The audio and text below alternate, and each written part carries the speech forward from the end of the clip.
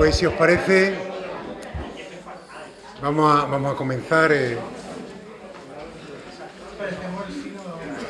Gracias por vuestra presencia, que nos anima a todos a descubrir lo importante que es formarnos y la formación que no solamente es intelectual. Ahora después veremos cómo abarca a todos los aspectos de nuestra vida. Pues vamos a comenzar en el nombre del Señor. Gloria al Padre, y al Hijo, y al Espíritu Santo.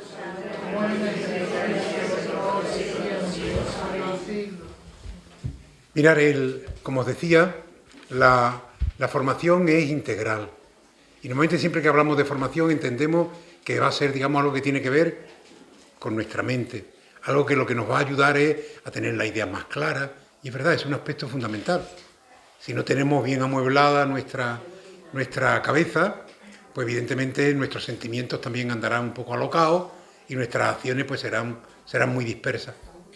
Una formación bien integral va a todos los aspectos de nuestra vida.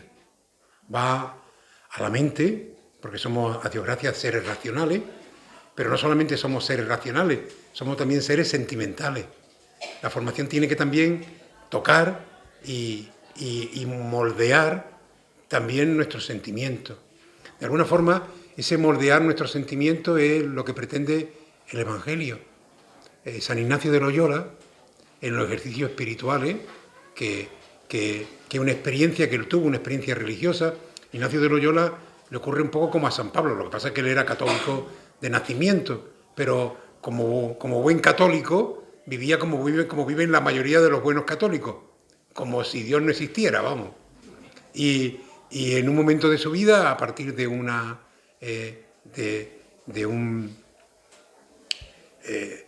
estaba en guerra, en esa guerra entre pueblos, ¿no? En el País Vasco, entre Navarra y Vizcaya, pues tuvo un problema en la pierna, quedó herido y después ya por toda la vida tuvo una cojera pero eso le obligó a tener que parar. A veces en la vida, si no nos paramos, nos paran los acontecimientos. Y en esa parada, él tuvo la oportunidad de descubrir, precisamente, leyendo, que hay un día en él una vida de Jesús. Y esa vida de Jesús provocó en él, digamos, un deseo de conocerle más y mejor.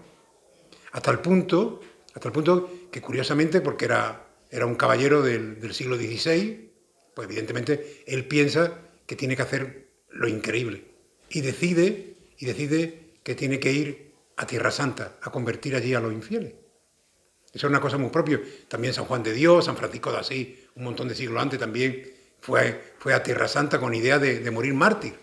Lo que pasa es que San Francisco no solamente no murió mártir, sino que era tan humilde, tan sencillo, tan buena persona que el emir de Jerusalén o de aquella zona se hizo íntimo amigo suyo. Es decir, que no solamente no lo hizo mártir, sino que lo devolvió para Italia como un buen amigo. Entonces, mirar, esto venía a partir de lo que os comentaba de evangelizar los sentimientos, que es una de las razones de una buena formación. ¿Y qué hace? Como va a coger el barco, se va para Barcelona, va a coger el barco allí, hay una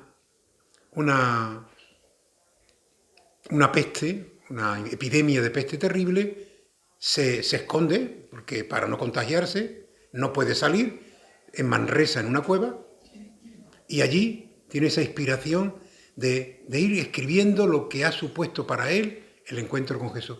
Y son los ejercicios espirituales, que la Iglesia lo reconoce como un camino verdadero para el encuentro con Dios y para convertir nuestra vida a Él. ¿Y en qué consisten los ejercicios espirituales? Pues algo tan sencillo y a la vez tan complicado, que es coger el Evangelio y, aunque sea martillazo, meterlo en nuestros sentimientos. Porque nuestros sentimientos y nuestros instintos no son cristianos. Primero, nadie nace cristiano, nadie. Todos nacemos paganos y a todos nos llevan a la pila de bautismal para hacernos cristianos. Pero el bautismo tampoco es mágico. No por echar un poquito de agua en nuestra cabeza, el Señor ya nos da su gracia. Pero gracia y naturaleza tienen que entrar en el diálogo. De forma que Tú eres creyente en el momento en que eres consciente de haber recibido esa gracia que está ahí. Pero si tú vives sin que nadie te lo cuente, sin que nadie te lo diga y sin experimentarlas tú, pues la gracia estará ahí, pero... ¿Por qué? Porque Dios nunca se impone, Dios siempre en nuestra vida es propuesta. Por eso el Señor lo que quiere realmente con una formación no es solamente hacernos de nosotros personas intelectualmente formadísimas, que cuando llegamos a un sitio y hablamos, es decir, incluso de religión, sabemos de todo. Es decir, yo puedo saber mucho de Jesucristo, muchísimo. Pero si no me he encontrado en mi vida con Él, si no he tenido una experiencia de encuentro, de conversión, hoy el Evangelio nos hablaba de Marta y María, ¿no? Marta trabajando, María escuchándole, la otra que va y le dice, bueno, esta es que no va a hacer nada. Y le dice, tranquilo, déjala, que ya se ha cogido la parte mejor, porque en el momento en el que tú te encuentras con Jesús, le escuchas, porque es otro de los grandes problemas que tenemos los católicos, es que no escuchamos al Señor, no escuchamos a nosotros mismos. No sé si habéis dado cuenta, nos ponemos a rezar y al minuto de estar rezando ya le estamos contando a Dios lo que Dios tiene que hacer. Es decir, somos geniales, es decir, empezamos a decirle, mira, tú tienes, papá, y empezamos a contarle a Dios lo que Dios tiene que hacer, como si Él no supiera lo que tiene que hacer. Es decir, que está esperando que nosotros le digamos lo que tiene que hacer. A Él le encanta que como un padre le contemos nuestras cosas, pero no le digamos lo que Él tiene que hacer. Él sabe muy bien lo que tiene que hacer. Bueno, pues, como nuestros sentimientos no están evangelizados, necesitamos, y esa es parte de la formación, que el Evangelio entre también en nuestros sentimientos. Entonces, si nuestra cabeza, nuestras ideas son ideas cristianas, porque hay gente que su catolicismo es un catolicismo de increíble, esto de refranes. Hay gente que le da más valor a los refranes que al Evangelio. Y os pongo un ejemplo. Dime con quién anda y te diré quién eres. Y, oye, y la gente eso le da un valor de ley. Hasta el punto de dar valor de ley que aplicado ese refrán a Jesús, ¿qué nos sale Jesús? Pues lo que decían sus compañeros, que andaba con mujeres, que bebía, que era un desastre de criatura. ¿Por qué? Porque como andaba con esa gente, pues andar con esa gente es ser como esa gente. Pero, es decir, nosotros somos muchas veces más el que va a la bolsa arriba, más buena sombra le cobija. Eso está hablando de estar pegadito al poder, de estar pegadito a los... Es decir, somos más de refranes que de evangelio. No sabemos mucho mejor los refranes que el propio evangelio. Y por último, es decir, esa formación que va a la mente, que tiene que llegar evidentemente al corazón, tiene que también traducirse en nuestra manera de hacer. Porque si no sería una incoherencia terrible. Si yo creo que Dios es mi Padre, que Jesucristo es mi hermano, que Él me ha dado una fuerza transformadora que ha cambiado mi vida, teóricamente, eso se me tiene que notar en la práctica. Es decir, alguien tiene que notar que hay algo en mi vida que es novedad. Es decir, la gente a lo mejor no sabe qué, ni tampoco tenemos que estar todo el día diciéndoles que yo estas cosas las hago porque soy cristiano, no. Pero en tu manera de vivir, en tu manera de escuchar, en tu manera de atender, la gente va a descubrir que hay algo en ti. Y como decía Benedicto XVI, la evangelización no es tanto por captación, sino por contagio. Por contagio. La gente se contagia de lo que nosotros vivimos, ¿no? Pues bien, en ese proceso de formación y con la idea, bueno, hemos hablado de esos tres momentos, ¿no? Que tienen que además estar en sintonía, es decir, lo que pienso es lo que siento y lo que siento es lo que hago es lo que siento y lo que pienso, y no puede ser una cosa la que pienso, otra la que siento y otra la que hago, porque además de volverme loco yo, vuelvo loco a todos los que están a mi alrededor. La incoherencia, sabéis que la coherencia, y una de las cosas que Jesús quiere es que seamos hombres y mujeres coherentes, la coherencia es la menor distancia que hay entre lo que digo y lo que hago. Siempre va a haber una pequeña distancilla entre lo que digo y lo que hago, pero cuanto más corta sea la distancia, más coherente soy. Cuanto más larga sea la distancia entre lo que digo y lo que hago, la incoherencia es absoluta. Bien, pues en ese camino de formación, donde entra también formación, son las convivencias, aquí hay muchos hermanos de hermandad y de cofradía. Es decir, lo que hace más a una hermandad, una de las cosas que más ayuda es convivir. En la convivencia sale lo mejor de nosotros y también lo menos bueno. Pero todo es necesario, porque ahí es donde de verdad aprendemos, nos ayudamos, nos descubrimos, y si estamos en actitud abierta, donde también mejoramos. A mí me encanta conocer a personas que siempre he tratado en mi vida de estar rodeado de personas que supieran más que yo, que hicieran más que yo, a ver si a mí se me pegaba algo. No he querido nunca tener digamos, decir, no, porque vaya que me haga sombra, al contrario, ojalá me haga una sombra enorme, porque con el calor que hace, con el sol tan terrible, un poquillo de sombra nos viene bien.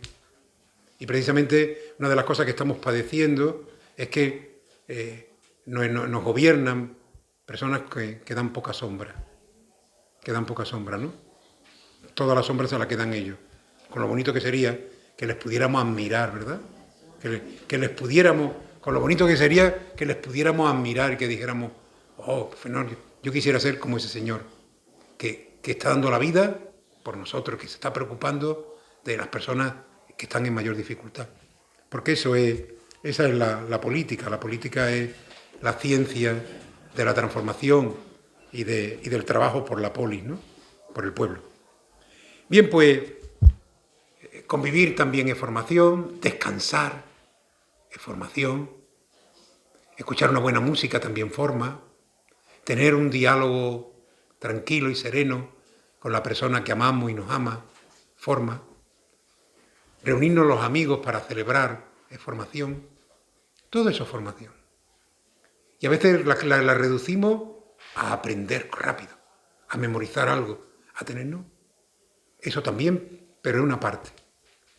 Entonces, en ese proceso hemos ido estos años trabajando en muchas cosas. Todos los años le damos un repasillo al catecismo, porque los cofrades tienen que examinarse en diciembre, los que todavía no lo tienen, el examen que les acredita para poder tener, digamos, cargo de responsabilidad en la hermandad. Y ya os lo digo, y creo que lo sabéis, que esta fórmula del examen en diciembre, ¿no?, de una parte o de las dos partes o de tres partes del catecismo, ya termina. Es decir, que los que empiecen este año ya no hay, tendrán 3 años para terminarlo, pero ya no hay posibilidad de empezar este camino. Habrá otros caminos, digamos, de formación teológica que piden para ser personas responsables en las hermandades. A mí eso siempre me ha abierto siempre una interrogante. ¿Por qué para ser responsable de una cofradía hay que tener una formación teológica y para ser catequista no? Si es mucho más importante y tiene mucha más trascendencia ser catequista que ser hermano mayor de una cofradía. Porque el hermano mayor de una cofradía no tiene que iniciar en la fe a los niños, a los adultos ni a los matrimonios. Es decir, con preocuparse de su hermandad ya tiene bastante, ¿no? Pero bueno, la formación nunca viene de más y es bueno, digamos, conocerla. Y este año esa formación la vamos a hacer a partir de algo que es fundamental en nuestra vida como cristianos. En nuestra vida de nuestro cristiano, nuestra experiencia de fe se apoya en un trípode. Cada una de esas patas son fundamentales. Sin las 3 patas, la vida cristiana no se sostiene. ¿Y cuáles son esas 3 patas? Una es la palabra, la evangelización. Es decir, conocer más y mejor la palabra de Dios, porque ¿cómo conocemos a Dios? Pues por su palabra. Dios, dice la Dei Verbum, que es una de las constituciones del Concilio Vaticano II, recogiendo un trozo de la Carta a los Hebreos, que de 1000 maneras y de 1000 formas a lo largo del tiempo Dios ha ido revelándose a su pueblo, por medio de los profetas, por medio de los reyes de Israel, etc. Dios se revela. Y llega un momento culminante en que esa palabra, Dios se revela por la palabra, que después esa palabra se pone por escrito y serán los libros de la Biblia. Pero llega un momento en que esa palabra no es suficiente. ¿Y qué hace Dios? Pues que la palabra se hace carne. Se encarna, estamos en la parroquia de la Encarnación nosotros, que habla de ese misterio. Dios hace que su palabra tome cuerpo en las purísimas entrañas de la Virgen María. Y esa palabra ya es palabra humana, palabra divina, pero en un cuerpo y en un alma también, y en un corazón humano. Y esa palabra es la que nos ayuda a conocer quién es Dios, qué quiere Dios de nosotros, cómo se acerca, cómo nos acercamos nosotros a Él, por su palabra. Es decir, todo el mundo tiene sentimientos religiosos, pero nosotros tenemos la inmensa suerte de que somos los herederos de una larga tradición. Nuestros abuelos somos nietos de Israel, porque Dios se podía haber revelado a muchos pueblos, pero se reveló al pueblo de Israel. Que anda el pueblo de Israel como estamos ahora, como está el pueblo de Israel, vamos, para premio. Pero se revela al pueblo de Israel. Y Jesús nace como israelita. Él es un israelita. Fue circuncidado como cualquier israelita. Y aprendió, como los israelitas, a leer en la Biblia y a rezar con los salmos. De hecho, en la cruz, muriendo, lo que hace es rezar un salmo. Ese Dios mío, ¿por qué me has abandonado? Es un salmo. Que no es porque es decir, sintió, rezó precisamente esa experiencia que tenemos todos nosotros en algún momento de la vida. Pensar que ¿dónde está Dios? Me hace mucha gracia cuando la gente tiene dudas, cuando el sufrimiento, que en muchos momentos nos aleja de Dios y en otros nos acerca.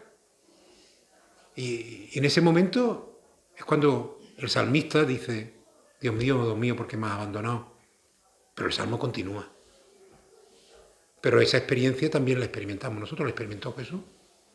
Después a tus manos encomiendo mi espíritu, es decir, que fue el gran acto ya de entrega, de donación. Bueno, pues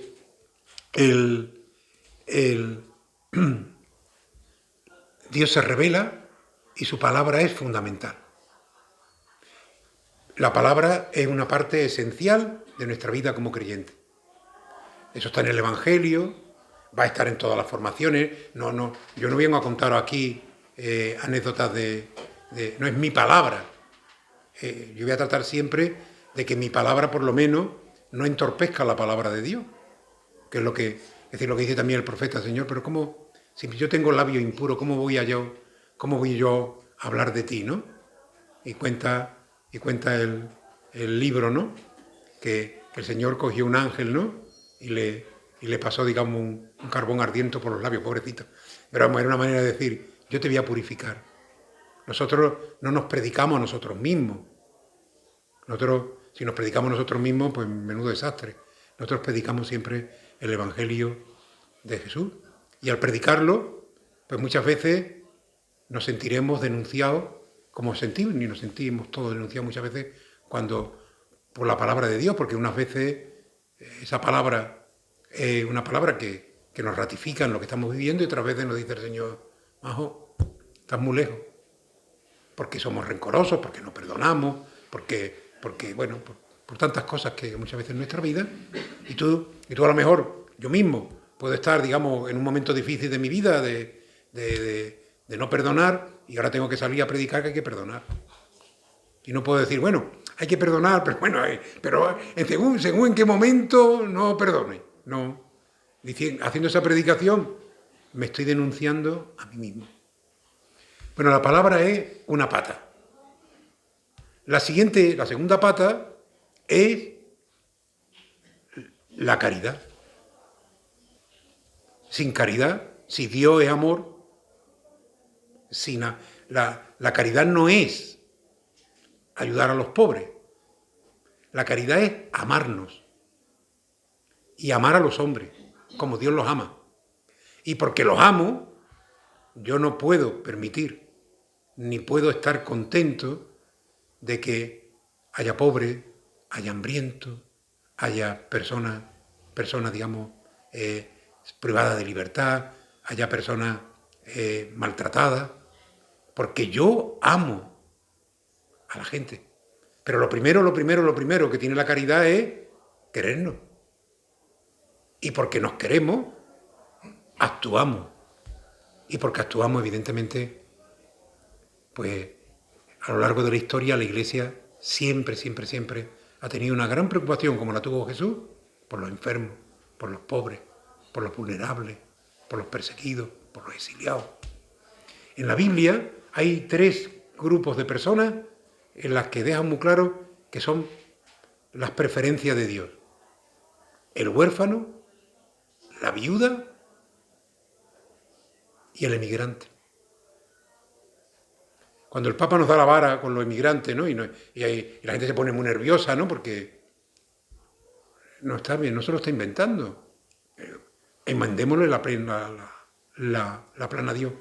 ¿Por qué? Porque desde siempre el que tiene que salir y exiliarse y desarraigarse de donde vive, el que tiene que hacer eso, entonces no es por gusto ni por placer, es porque tiene que abrirse, digamos, a una nueva vida, porque la suya está en peligro, porque no tiene para comer. Yo siempre digo, bueno, es decir, lanzarse al Atlántico, para llegar no es coger un crucero para ir, digamos, de vacaciones a Canarias. No sé si me explico. Bueno, pues la caridad parte, pero es fundamental, de que nos amamos. Es decir, los primitivos cristianos, los primeros cristianos, convencieron a todo un imperio romano, porque la gente se maravillaba y decía, mirad cómo se aman. Mirad cómo se aman. Pero no es porque se amaban ellos solo con ellos, sino porque tenían esa actitud de amor con todos. Y cuando eran perseguidos, también amaban a sus perseguidores, que es de las cosas más complicadas, ¿no? Estoy viendo ahí enfrente a los mártires, ¿no? de nuestra parroquia, que todos, precisamente, son santos no porque murieran de manera violenta, sino porque murieron perdonando y amando a aquellos incluso que le estaban quitando la vida, ¿no? La caridad es el segundo pilar. Y el tercer pilar es la liturgia. Es decir, ¿por qué? Porque lo que hemos aprendido, lo que vivimos, lo celebramos. Y celebramos el amor de Dios, y por eso la gran celebración litúrgica es la Eucaristía. En el centro de toda la liturgia está el gran sacramento, que no es cualquier cosa, sino que es lo más grande. Porque en la Eucaristía Dios se hace presente en el pan y en el vino, real, verdadera, sacramental, en cuerpo, alma y divinidad. Es lo más grande. Y quizás los católicos, porque la celebramos mucho y quizás hemos perdido la importancia que tiene la gran celebración litúrgica, la celebración dominical. No está mal que haya misa todos los días, pero evidentemente eso puede ser muy bueno o puede ser un hándicap para descubrir la importancia que tiene la gran celebración, la celebración dominical. Bueno, pues este año nos vamos a acercar, seguro, cuando hablamos de liturgia, necesariamente va a salir la palabra de Dios y necesariamente va a salir la acción caritativa, porque ninguna de esas 3 cosas son inseparables, ni son autónomas. Tienen sus características propias, pero todas se entrelazan. ¿Cómo puedes tú? Ya lo decía San Pablo en la carta a los Corintios, ¿no? ¿Cómo puedes tú ir a celebrar la Eucaristía, hinchadito de comer, y sentarte a la mesa con los que están hambrientos y participar de la misma Eucaristía, los hambrientos y los hartos de comer, y después estáis comiendo vuestra propia condenación? Porque en tiempos de Pablo, la Eucaristía esencialmente era igual. Porque la Eucaristía no la inventa la Iglesia, la inventa Dios. La inventa el Hijo de Dios, Jesús. La primera Eucaristía, como sabéis, es la última cena, en la cual Jesús, es decir, en un momento concreto, coge el pan y el vino, pronuncia la acción de gracias, parte el pan y dice, este es mi cuerpo que se entrega por vosotros. Es la noche antes de de que se cumpliera eso en la cruz, ¿no? Esta es mi sangre que será derramada por vosotros. Y termina Jesús con la de las pocas veces que Jesús utiliza el imperativo. Jesús utiliza muy pocas veces el imperativo. Pero esa es una de las veces. Haced esto en memoria mía. Haced esto. Y cada vez que lo hagáis, acordaros de mí. Y eso los cristianos lo recogieron como algo, lo dice San Pablo, ¿no? Esto es una tradición que viene del Señor. Que viene del Señor. Entonces, la Eucaristía, que es lo más grande, exige que aquellos que compartimos el pan partido y repartido, también nosotros nos partamos y nos repartamos por los demás. Por lo tanto, Eucaristía y caridad van inseparables. Inseparables. Pero Eucaristía y caridad van inseparables, y Eucaristía, que es liturgia, va también inseparable de la palabra de Dios. Porque en toda la Eucaristía la palabra de Dios es proclamada. Hay dos mesas.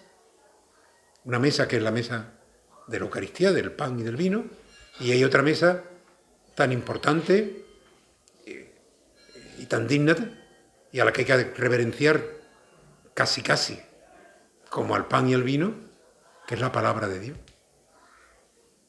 ¿Por qué? Porque la palabra de Dios es la que nos ayuda a vivir con intensidad lo que es la Eucaristía y lo que es todo en nuestra vida. Pues bien, hace 60 años la Iglesia se reunió en concilio. El concilio es como el sínodo, pero un poquillo más grande. En el sínodo, que se está celebrando en estos días, la segunda sesión del sínodo, de la sinodalidad, que parece que es un juego de palabras, la Iglesia, Jesús, la crea no como una pirámide, sino como un círculo. Si os dais cuenta, iban por el camino y Jesús le habla de que iba a morir, que iba a entregar su vida por ellos, pero que el tercer día iba a resucitar y tal. Y los apóstoles, por el camino, iban a lo suyo.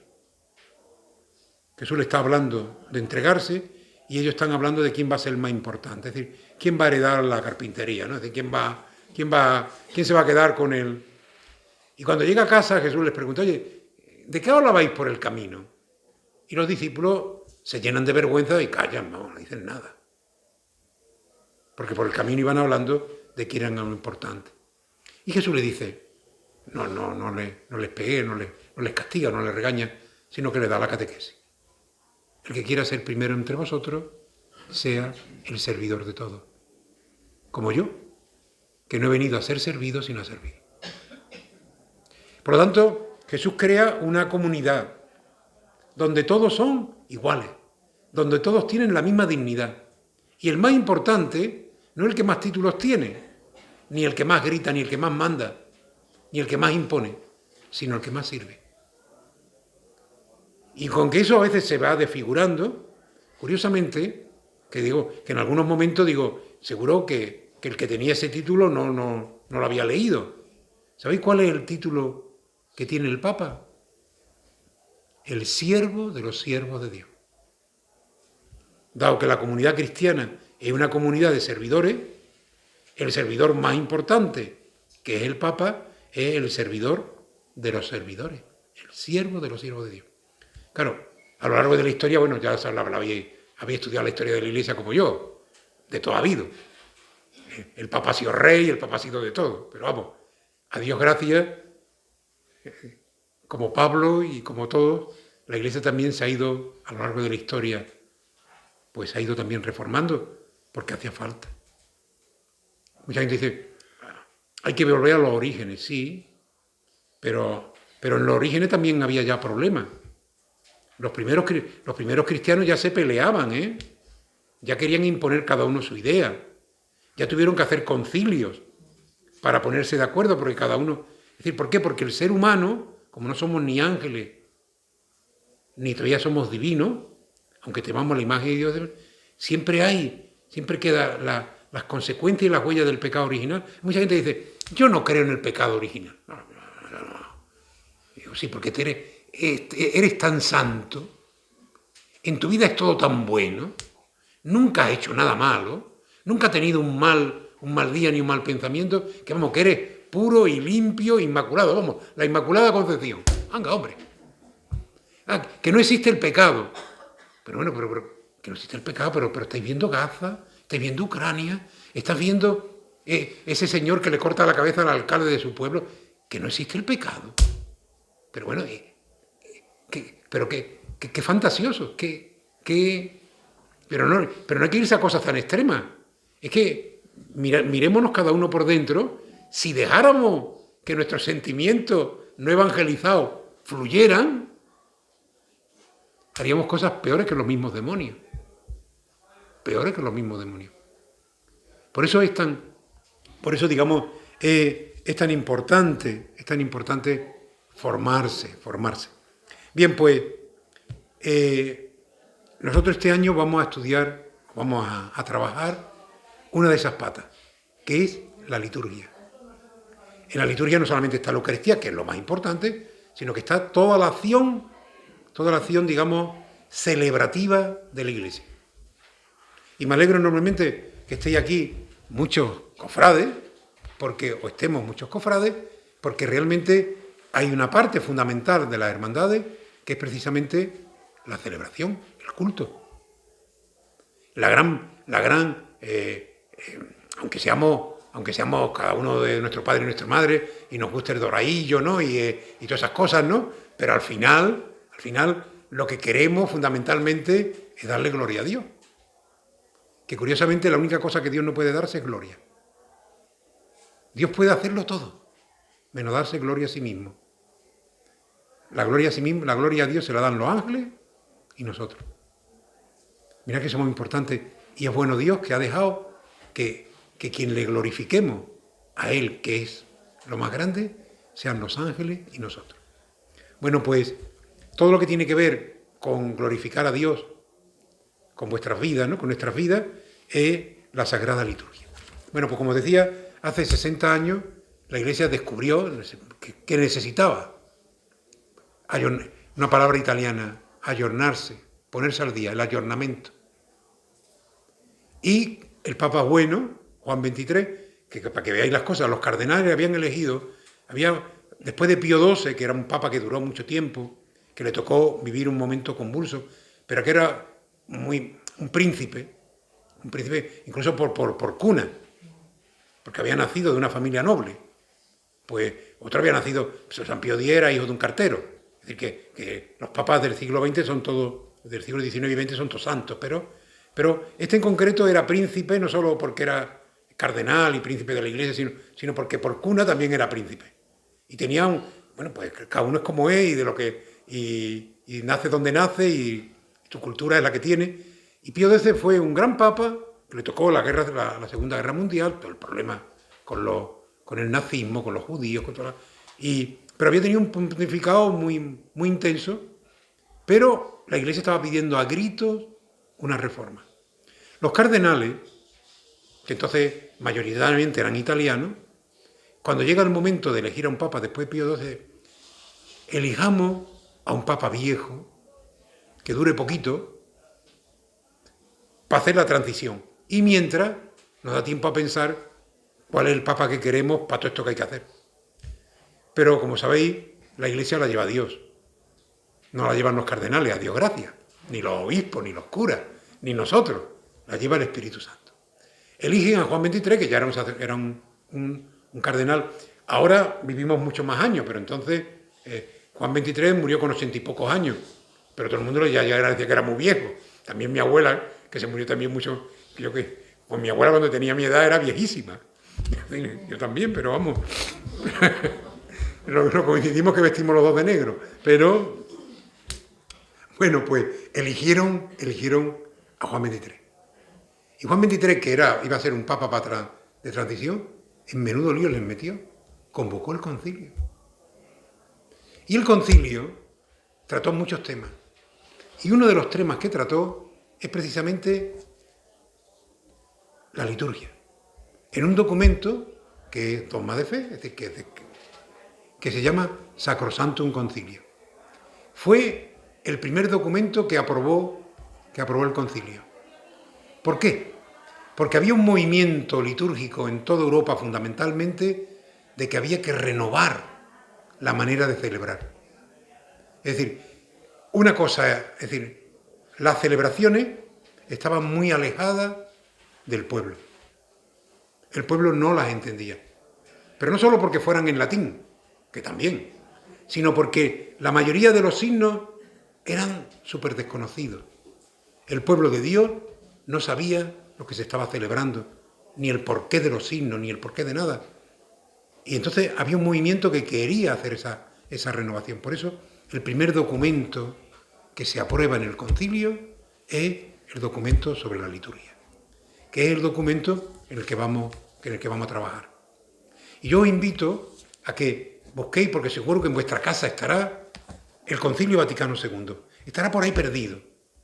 Pero mirad, si lo pudierais recuperar y no leérselo como mi hermano, que digo que mira, lee la Biblia, empezó por el Génesis hasta el final, y dice, qué aburrido esto. Digo, bueno, por supuesto, aburrido no, eso es insoportable. El libro el Levítico, el libro de los números, así de corrido, eso no hay quien lo aguante. Es decir, que Dios se ha revelado, pero los libros no son para leérselo así, corre que te pilla. Bueno, pues, si tenéis el concilio, sería estupendo que lo desempolvarais. Si no, en internet está, y además gratis. Y lo abrierais, en este caso, por la Sacrosanctum Concilium. Sabéis que las constituciones en la Iglesia y los grandes los documentos, el título que llevan es normalmente sobre las primeras palabras con las que empieza el documento. Por ejemplo, en la Constitución sobre la palabra de Dios, dice Dei Verbum. ¿Por qué? Pues dice, la palabra de Dios en latín es Dei Verbum. Esta empieza el Sacrosanto Concilio, se ha reunido para, entonces, Sacrosanto Concilio.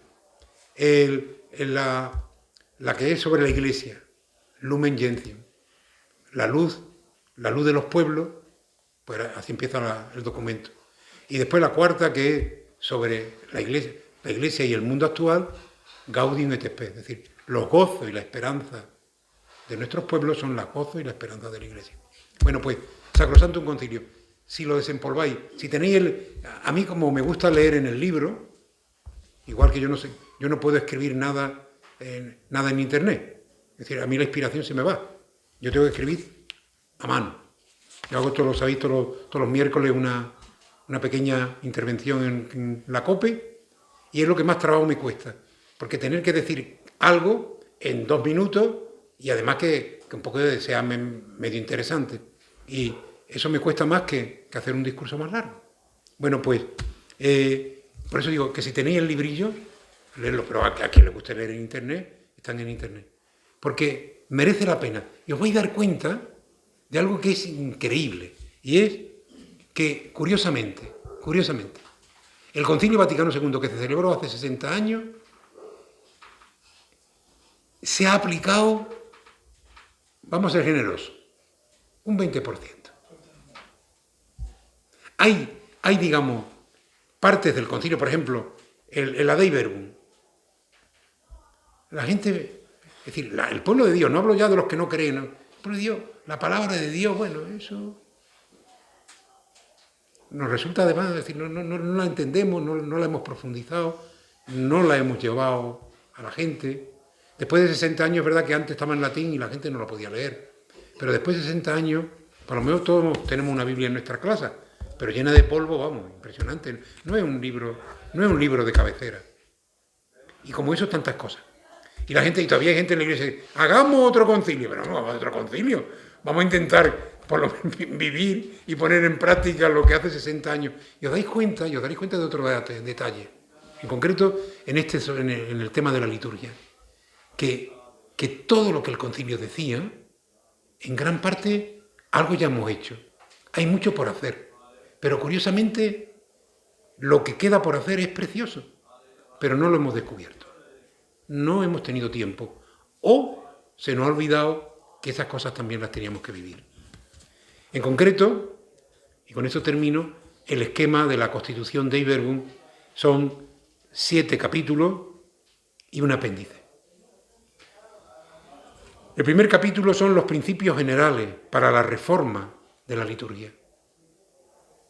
¿Por qué? Porque las celebraciones litúrgicas estaban muy alejadas de lo que el pueblo no las entendía. Es la alabanza a Dios y es de alguna manera traer el cielo a la tierra.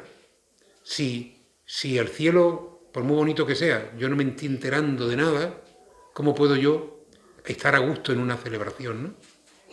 Segundo, justamente el segundo capítulo lo dedica íntegro al sagrado misterio de la Eucaristía, porque es el centro, la Iglesia nace en la Eucaristía y la Eucaristía nace en la Iglesia, y son inseparables. El tercer capítulo son otros sacramentos y los sacramentales. Entre los sacramentales están las procesiones, es decir, todo. El agua bendita, el incienso, en fin, todas estas cosas. En cuarto lugar, el oficio divino, es decir, la oración de la Iglesia. En quinto, el año litúrgico, que esa es otra. Como no hemos aprendido que el año litúrgico no es como el año civil, pues claro, resulta que llega la Navidad y no la celebramos porque estamos de vacaciones. Pero es que llega la Semana Santa y menos la podemos celebrar porque con todo el lío que tenemos. Y es que llega el Adviento y ¿eso para qué? Si ya la Navidad comenzó en el mes de octubre en Vigo y en Venezuela. Y la Cuaresma, que eso es muy triste, que eso ¿para qué? Es decir, entonces el año litúrgico queda reducido a casi nada. Pero además, en el año litúrgico, el centro está en la vigilia pascual, que nos pillamos cansados después de una Semana Santa tan intensa, y además los domingos de cada semana hacen referencia al gran domingo que es la vigilia pascual. Pero eso muchos cristianos no lo hemos descubierto. ¿Por qué? ¿Somos malas personas? No, porque no lo hemos descubierto. Ya San Pablo decía, ¿y cómo van a conocer al Señor si no hay quien lo anuncie? ¿Y cómo lo van a conocer si no lo conocen? Bien, que no el tema de que haya que ir... Es decir, aquí se inculcó mucho en que hay que ir a misa porque es pecado mortal. Después descubrimos que, bueno, que pecado mortal no podía ser. ¿Por qué? Porque, digamos, el pecado mortal rompe toda la relación con Dios, ¿no? Y tú dices, hombre, tan malo no soy. Y además yo quiero a Dios y además me siento querido por Él. De modo que esto no puede ser pecado mortal. Entonces, como el tema es que había que ir a misa porque era pecado mortal no ir, descubierto que no es pecado mortal, pues evidentemente, ¿para qué voy a ir? Pues ya está. Después, mirar, para que veáis que no es una manía mía. Sexto, la música sagrada. No es que a mí, es verdad que a mí me gusta la música, además me gusta toda la que es buena. Pero evidentemente la música tiene un aspecto fundamental en la liturgia. Y quien estuvisteis aquí el domingo en la misa de los niños, veréis que 400 niños cantando, eso es el cielo, vamos. La misa es la misma, pero vamos, no es lo mismo la misa con música que sin música. Y evidentemente no puede haber música todos los días. Es el tema, por eso la liturgia tiene sus grandes momentos, sus intensos momentos, como la propia vida. El séptimo, mirad también que está dentro de la liturgia, el arte y los objetos sagrados. Es muy importante. No se puede hacer cualquier cosa. Es decir, bueno, pues esto mismo, no, hombre, no. Si es que tú quieres que la gente esto le acerque a Dios, a algo que sintonice y le llegue al corazón a la gente. Yo siempre digo, ¿cómo hacer lo mismo una vela derechita que una vela mal puesta?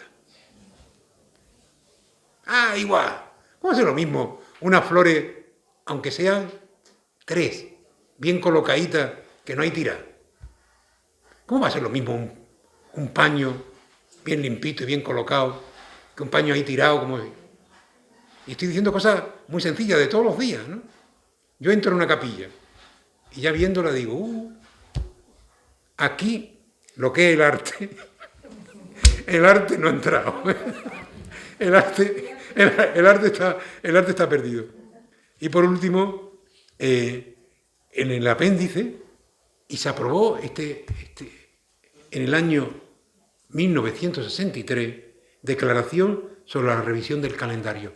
Y ya ahí se se está diciendo que sería bueno que la Pascua no fuera movible, sino encontrar un día para la Pascua y en la que nos pusiéramos de acuerdo todos los cristianos. Y ahora que lo dice el Papa ahora, dice, ¡ah, el Papa que quiere! En el año 63 el concilio ya lo dijo. ¿Qué es lo que está haciendo el Papa Francisco? Pues acogido con todo, es decir, Benedicto XVI antes, cada uno con su estilo y con su manera de ser. Pero lo que han hecho es coger el libro y decir, vamos a vivirlo. Y a nosotros eso nos suena a una novedad impresionante porque lo desconocemos. Pues bien, hoy hemos puesto el marco, sobre ese marco iremos poniendo marcos pequeñitos. ¿Os acordáis cuando se puso de moda que era un cuadro muy grande y después había la pintura en un cuadro más chiquito? Pues así van a hacer lo de eso. Empezaremos por el cuadro grande hasta que terminemos ya dejando la pintura. Pues nos ponemos en las manos de la Virgen del Carmen, que se va a ser coronada próximamente y que no nos lo podemos perder. Dios te salve María, llena eres de gracia, el Señor es contigo. Bendita tú eres entre todas las mujeres, y bendito es el fruto de tu vientre, Jesús. Santa María, Madre de Dios, ruega por nosotros pecadores, ahora y en la hora de nuestra muerte.